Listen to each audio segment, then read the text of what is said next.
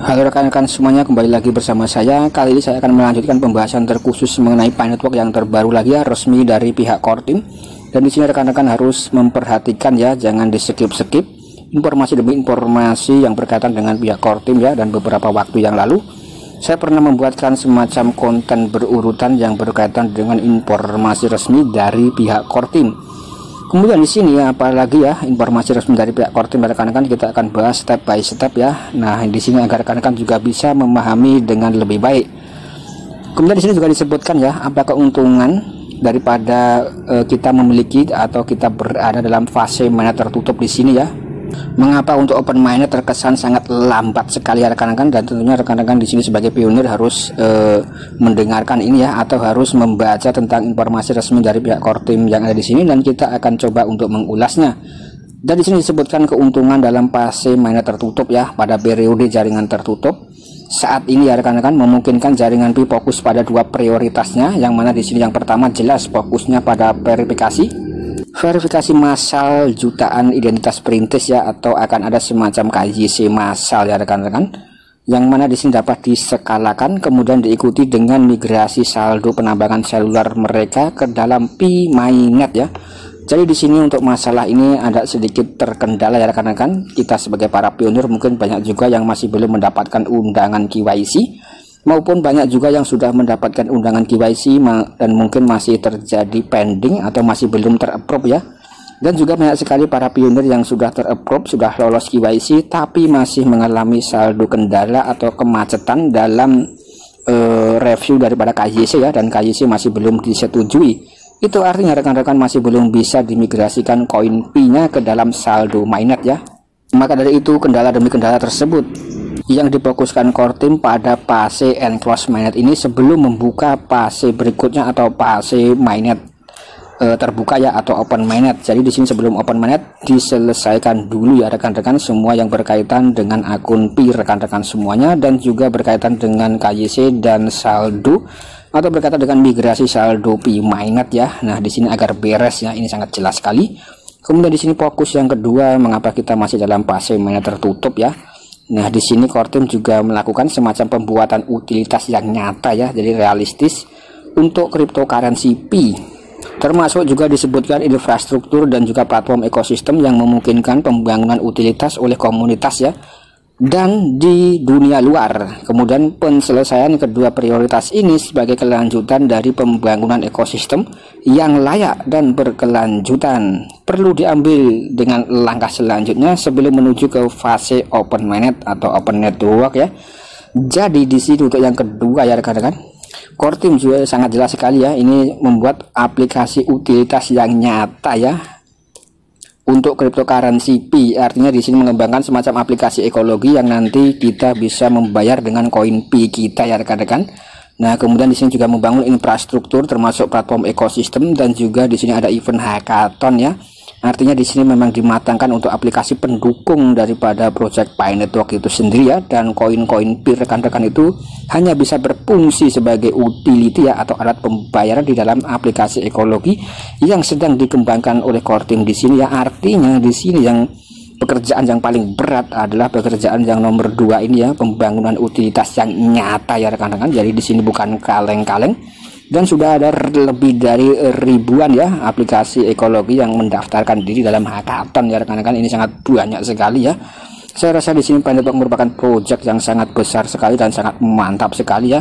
Kalau rekan-rekan itu mungkin bisa melihat ya, ini semacam gunung es, dan Pi yang rekan-rekan tambang itu hanya ujung daripada yang kecil yang kelihatan ya, sedangkan di dalamnya atau di luar itu ya rekan-rekan itu sangat besar sekali ya, yang tidak kelihatan atau di balik layar ya, atau yang ada dalam aplikasi ekologi yang nyata ini ya, yang sedang dikembangkan dan dibangun oleh Core Team itu sendiri. Saya rasa di sini ada informasi yang sangat penting sekali yang harus rekan-rekan simak ya.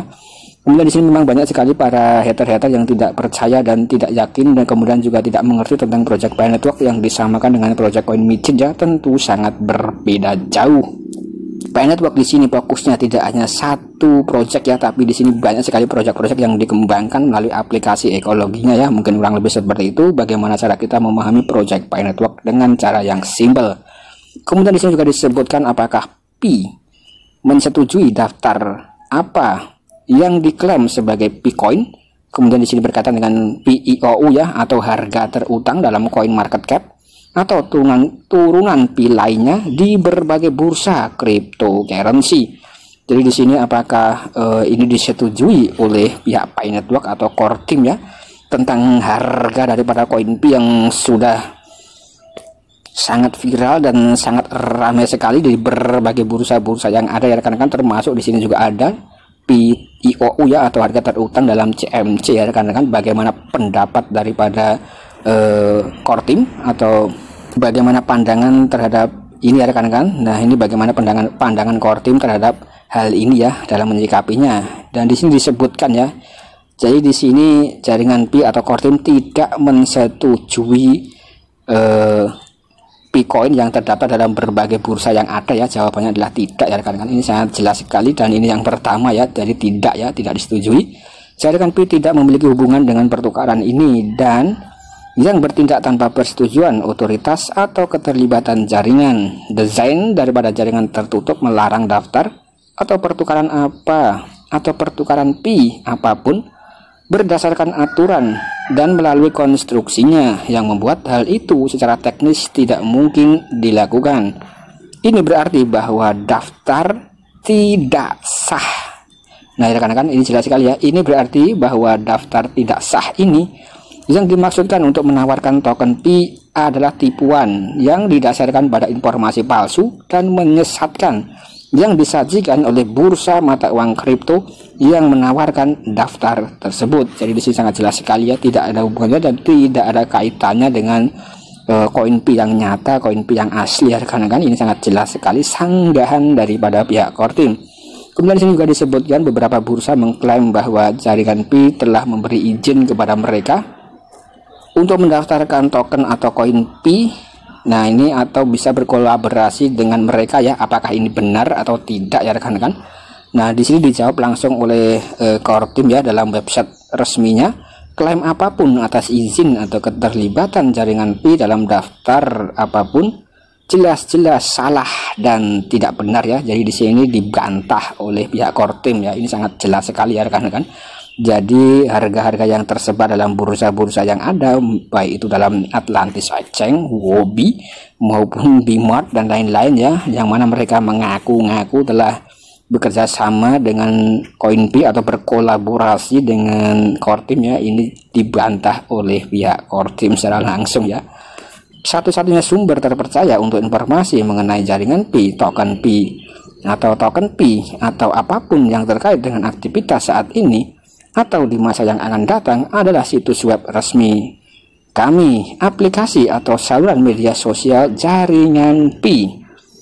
Jika kami terlibat dalam aktivitas besar, yakinlah core team akan mengumumkannya dalam situs web kami, melalui aplikasi kami atau melalui saluran media sosial kami. Ini sangat jelas sekali ya rekan-rekan. Nah jadi ketenaran daripada Pi Network rupanya dimanfaatkan oleh berbagai macam exchange yang ada ya. Ini untuk menarik simpati daripada para pionir semuanya ya, untuk menggait popularitas dan juga untuk semacam menarik daripada populasi, yang mana di sini untuk komunitas daripada Pi Network sudah lebih dari 40 juta yang merupakan salah satu komunitas terbesar cryptocurrency yang ada di dunia ini ya, yang bisa menjadi target market dalam dunia cryptocurrency dan juga dalam dunia bisnis apapun itu sebagai market dan juga sebagai utility ya. Maka dari itu kita harus mengambil informasi resmi dari pihak core team ya. Saya rasa sekian dulu konten dari saya, semoga ini bisa memberitakan informasi yang positif kepada para pionir semuanya di seluruh dunia. Sekian dan terima kasih.